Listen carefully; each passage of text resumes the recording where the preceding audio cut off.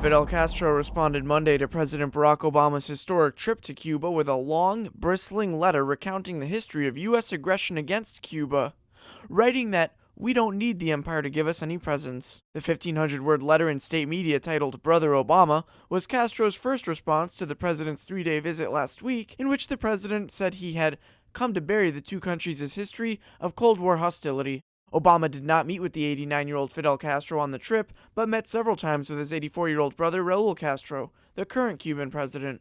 Obama's visit was intended to build irreversible momentum behind his opening with Cuba and to convince the Cuban people and the Cuban government that a half-century of U.S. attempts to overthrow the communist government had ended, allowing Cuba to reform its economy and political system without the threat of U.S. interference. Fidel Castro writes of Obama, "My modest suggestion is that he reflects and doesn't try to develop theories about Cuban politics." Castro, who led Cuba for decades before handing power to his brother in 2008, was legendary for his hours-long, all-encompassing speeches. Quoting Obama's declaration that it is time now for us to leave the past behind, the man who shaped Cuba during the second half of the 20th century writes that, "I imagine that any one of us ran the risk of having a heart attack on hearing these words from the President of the United States." Castro then returns to a review of a half-century of U.S. aggression against Cuba. Those events include the decades-long U.S. trade embargo against the island, the 1961 Bay of Pigs attack, and the 1976 bombing of a Cuba airliner backed by exiles who took refuge in the U.S. He ends with a dig at the Obama administration's drive to increase business ties with Cuba.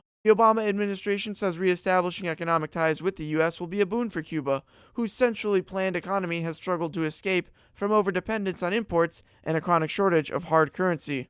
The focus on U.S.-Cuba business ties appears to have particularly rankled Castro, who nationalized U.S. companies after coming to power in 1959 and establishing the communist system into which his brother is now introducing gradual market-based reforms. "No one should pretend that the people of this noble and selfless country will renounce its glory and its rights," Fidel Castro wrote. "We are capable of producing the food and material wealth that we need with the work and intelligence of our people."